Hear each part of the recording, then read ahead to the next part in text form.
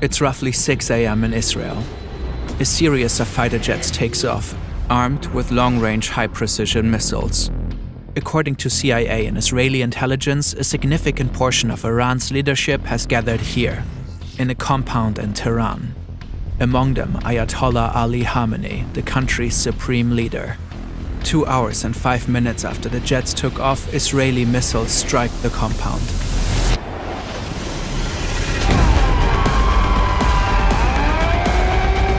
This is how the Israeli and US attacks on Iran unfolded, how the country's leader was killed, and what has happened since. شهد شعیب گوارای شهادت را نوشیدم و به ملکوت اعلی پیوستند. By the time this video is published, new details might have emerged. The US, Israel, and Iran have a long history of tensions. Until 1979, Iran was an authoritarian monarchy ruled by Shah Mohammad Reza Pahlavi. He was supported by the US. When his regime was overthrown in the Iranian Revolution, Ayatollah Ruhollah Khamenei took control of the country and founded the Islamic Republic. He was determined to transform Iran into a country ruled by Islamic law. Khamenei abandoned the former Shah's pro-Western stance. The US and its close ally Israel were declared sworn enemies. Especially the opposition of Israel became a strategic and ideological goal. Ruhollah Khomeini died in 1989 and was succeeded by Ali Khamenei, a cleric who quickly rose through the ranks and had become a key figure in the religious leadership of the country. Over time, Iran, Israel, and the US repeatedly engaged in conflicts. Sanctions were imposed onto Iran. Iran became a key financier of anti-Israeli militias in the region.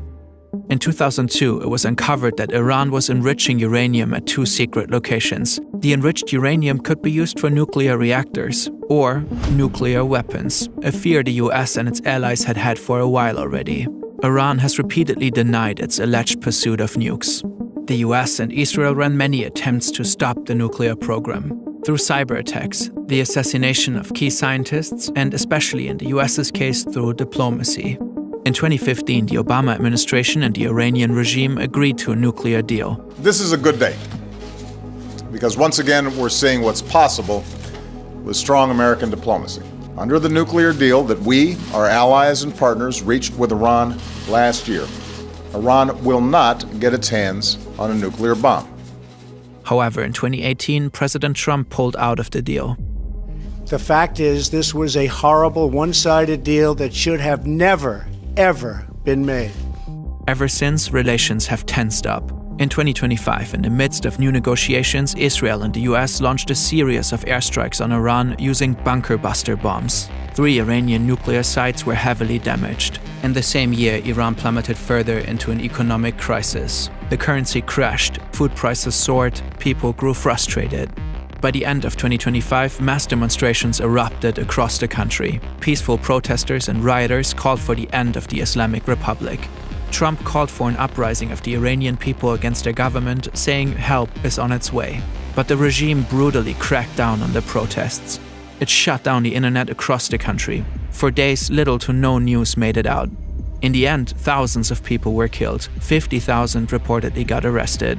The US began to build up troops in the region, with Trump repeatedly threatening Iran. On Thursday, February 26, there was a last-ditch diplomatic effort between the 2 countries in Geneva. To no avail. Saturday, February 28, around 9:40 a.m. in Tehran, Iran's capital. This government compound is not far from Hua Square. It reportedly houses offices of the Iranian presidency, Iran's National Security Council, and the supreme leader. Since 2025, the US has apparently gained specific insights how Ayatollah Khamenei and the Islamic Revolutionary Guard Corps communicate and move while under pressure. Reportedly, the CIA has tracked Khamenei for months. They've mapped his whereabouts and studied his patterns.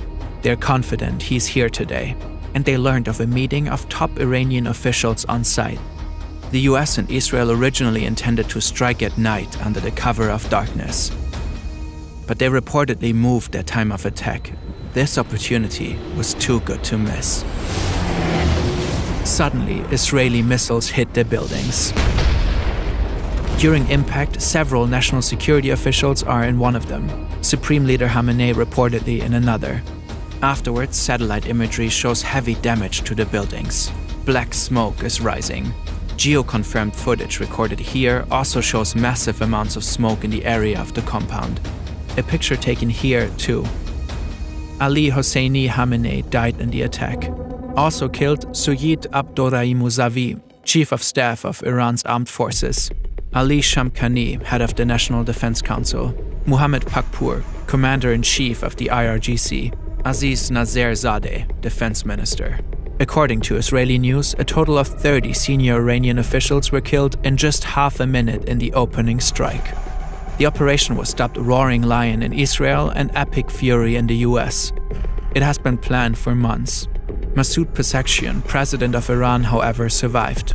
Ali Larijani, secretary of the Supreme National Security Council, vowed Iran would fight back and assured continuity of governance. The strike on the government compound was just one part of the operation. Afterwards, Israel reportedly take out Iran's air defenses, especially around Tehran.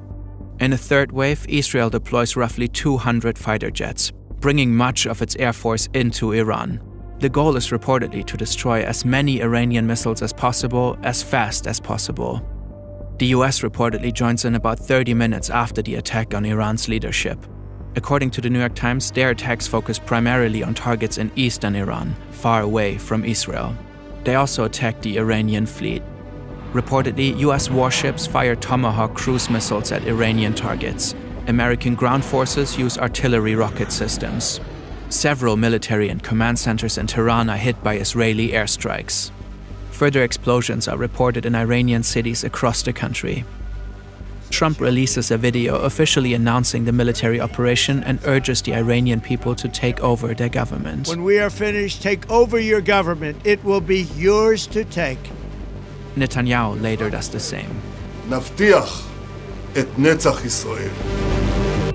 Shortly after their announcement, an airstrike hits the Saraye Tayyibi Elementary Girls' School in Minab, Hormozgan province.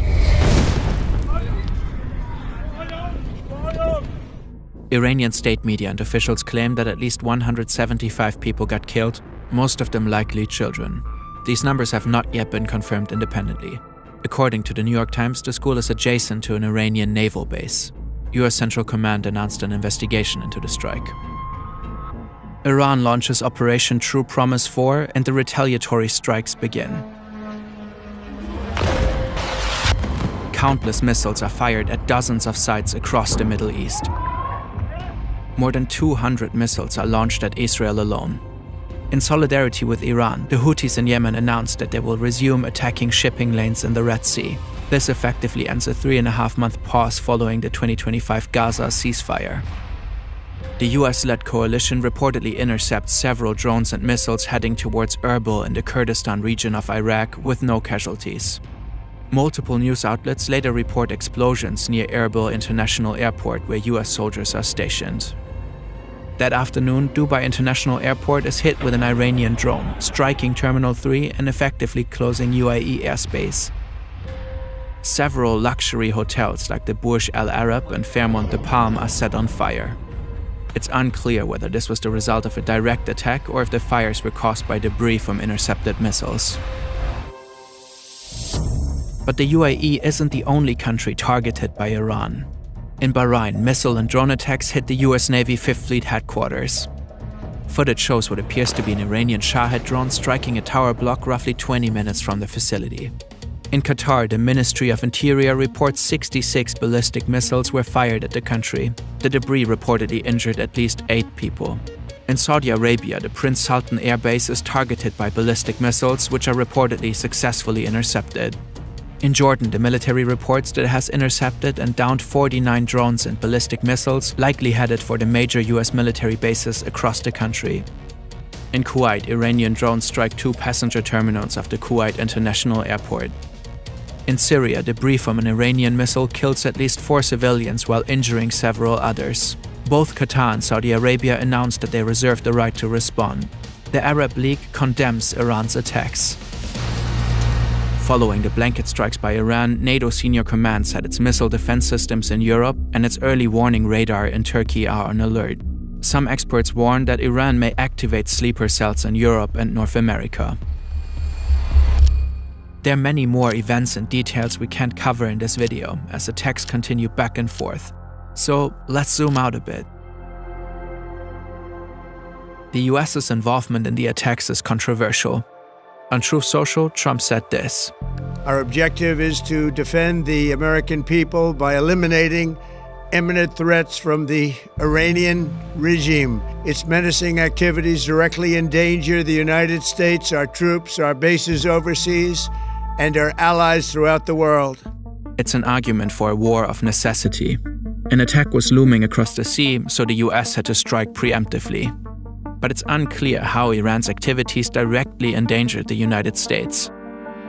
Iran was apparently years away from obtaining a nuclear weapon, according to the US's own intelligence.